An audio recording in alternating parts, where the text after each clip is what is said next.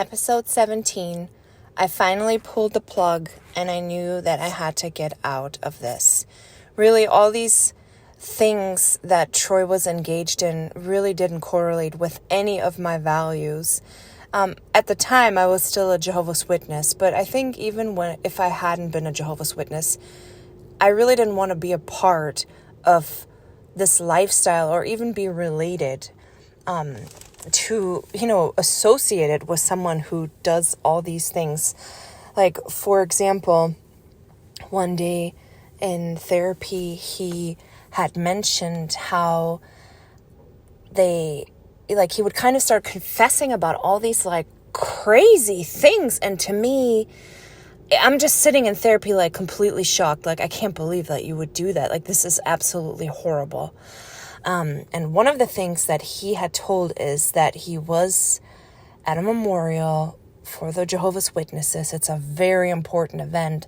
They invite a lot of people. It's pretty packed a lot of times, So the fact that it was packed at this memorial in the Kingdom Hall was a golden opportunity for him, because everybody was leaving and was in leaving the auditorium and kind of in the hallway, and there were so many people.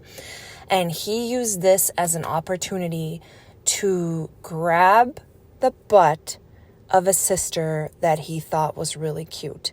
And because it was so packed, she had no idea that it was him. And then I also saw him brag about this very incident on his little blog that he was blogging, and it was just disgusting. He also wrote other instances where he did it once in high school to a girl, and he's she's probably still thinking about who grabbed her butt. And I'm just wow, I don't want to be associated with him. It's kind of heartbreaking that my kids have to deal with a father who does these things. That's really heartbreaking.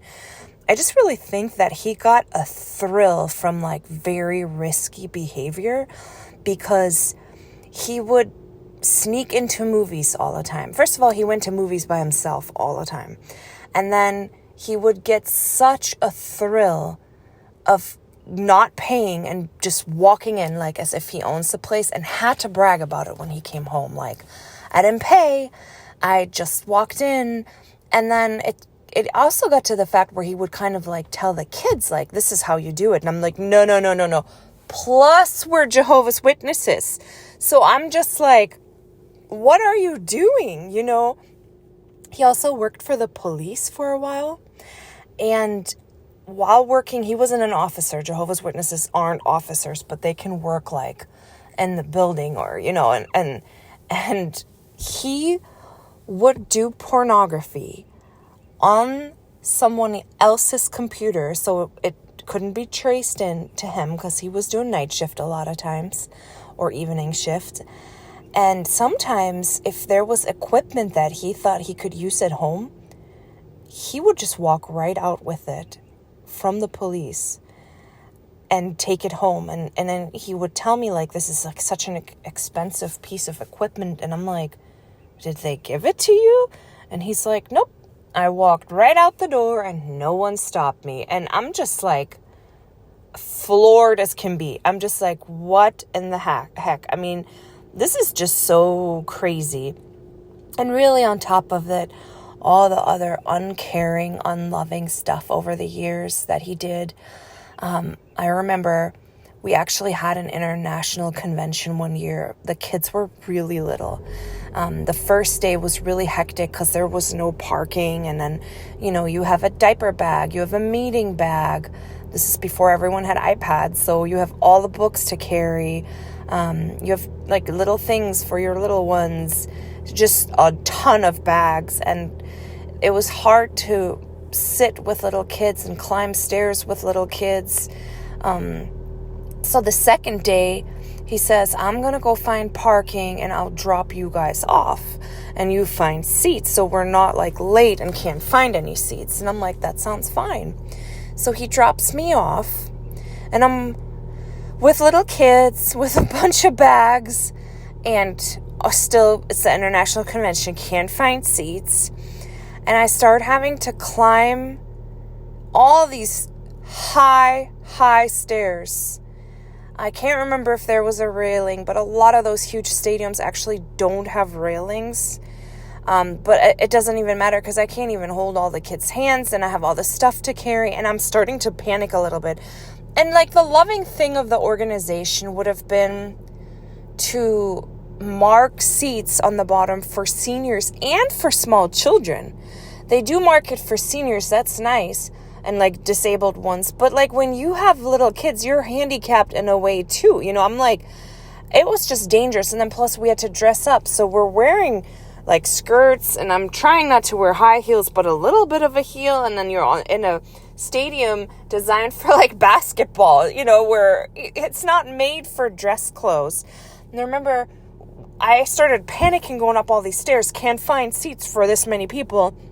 And I finally see a family that I know, and they're like, come here. So I have to go through the row with all the kids, and we sit down, and the little one goes, I gotta go potty, because they started potty training. And I'm like, oh my gosh, now we gotta go all the way down. Am I gonna take all the kids? Troy's not anywhere to be seen.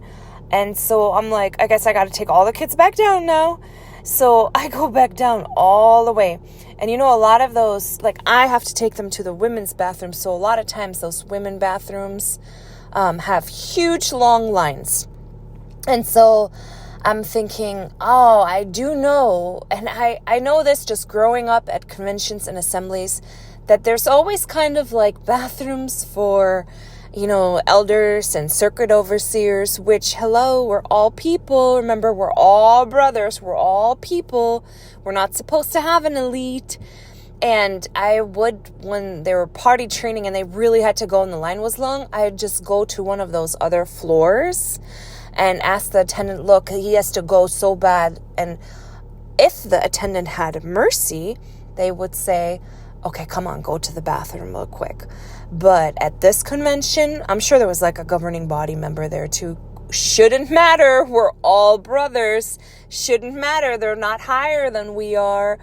And the attendant was like, this bathroom and this area is restricted. And I just looked at him. I'm like, this kid really has to go. And he actually sent us away. And I thought, that's kind of weird, because how come they get like a VIP section? And that reminds me of another story of one of my friends where they were in a very hot state and they had the convention in an outdoor stadium, but they had like a box with AC and all the elders got to sit in the box. Not the elderly ones, not the disabled ones, not the pregnant ladies, not the mothers with children. The elders and their families. And one of the elders' wives thought this was so messed up, and she really thought that was so rude, she refused to sit in one of those boxes. And it's just like those little things that you hear and you're like, that's weird. That's so weird. We're all supposed to be brothers. Like, how come there's a restricted area for circuit overseers and VIP elders? So weird. And I think it has largely to do too with that it's rank and file. And there was like a graph that I saw where it was like a pyramid and the governing bodies on the top. And then it's like layers, like circuit overseers, elders, and on the bottoms are like the publishers, then the women and children, and they're being crushed at the bottom. And I remember seeing this when I was a Jehovah's Witness. Someone showed me and I was like, what? That's so offensive. That's so apostate. And yet it stuck with me because it's true. It's true. We shouldn't have this top. We shouldn't have this like VIP elite. It's kind of disgusting. Jesus would have let the little kid use the bathroom who was potty training. Plus, I'm so beyond stressed out with these little kids of mine by myself, can't find Troy, and like I'm stressed. And here, no compassion. There is no compassion. There's no love. It's so stupid. And so I finally get back to my seat with all the kids, little kids. And I sit down. The family next to me is like, where's Troy? Because, now it's like 2-3 hours in. And I'm like, I don't know. Lunch comes. No Troy. I'm like, this is like weird. I'm texting him like, where'd you go? He didn't really reply. And then I start being like this kind of like, I'm just walking around like, I have no idea where my husband and father of these children is. But basically, he just dropped us off at the convention, the international convention. He dropped me off with the little kids by myself without a word and disappeared. And it just was like, wow. And I just really think he would get such a thrill from doing this kind of crap. Like, it was thrilling to him. I'm sure he went to hook up with someone while we're sitting at the international convention. Oh my goodness. It's so crazy. And then one time while we were on vacation, then on one of the trips, I had to take one of the kids to the ER. And since we're on vacation, he drove. I went in with the kid and he had the other kids. Well, it started taking like longer than what he expected. And he was getting really mad at me. And I said, I can't leave yet. You know, he hasn't come back.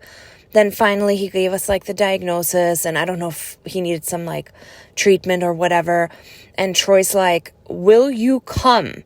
And I'm like, he hasn't discharged us yet. I cannot leave yet till he gave us the discharging papers. And Troy's blowing up my phone. He's like, come. And I'm like, I can't. Like, the insurance might not cover it if I just leave. I have to wait till they discharge us. And it puts me in this stressed out frenzy. And in the meantime, where he had to wait with the kids, and it was a long time, I know, but you can't foresee these things, you know, and he just did not do well with having the kids on his own. So he went and like got lunch with them. And by the time I finally was done, he did not get me lunch. He got just himself and the kids lunch, and he didn't get me anything to punish me. And you're just like, I didn't do anything wrong. I went to the ER with my kid who's sick. And it's just like, it's so heartbreaking to be made felt like that. Like you're trash, especially when you're just trying to do the right thing all the time, when you're trying to make everyone happy. But I have to wait till we're discharged. What is the big deal? Like, it was just like life with him. I always felt like he would find like this way to punish me in a way. So it was crazy. And I don't think he could see himself how he was being or how he made me feel, because there wasn't empathy. But one day we watched the Anthony Weiner documentary. I don't know if you're familiar with him, but basically they started making this documentary on this politician, Anthony Weiner.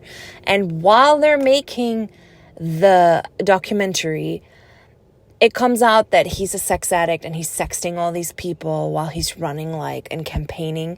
And it's crazy. And it's crazy. And you feel so bad for his wife and for his kids. Like, it's heartbreaking. And I'm watching this documentary with Troy. And Troy says to me, I feel so bad for his wife. And I just looked at him like, are you for real right now? You don't see the similarities? Actually, I'm pretty sure it was worse with Troy. I'm not discrediting what she went through, because she was also in a trauma bond. It's a heartbreaking story. It's just like shocking that he couldn't see himself. And all this stuff, I was just absolutely done with it finally. And it had to be done. And I had to live and build myself up, because I was so low and crushed at this point. And I did say, I'm so glad, now that we split up, you can't blame me for everything that goes wrong in your life.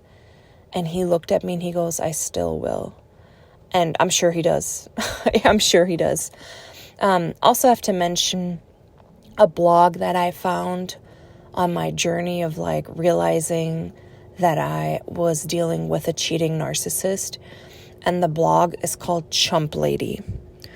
Do go on that site. If you're going through a similar situation, do go through that site. It was so important for me because I really wanted to make peace and be nice to him.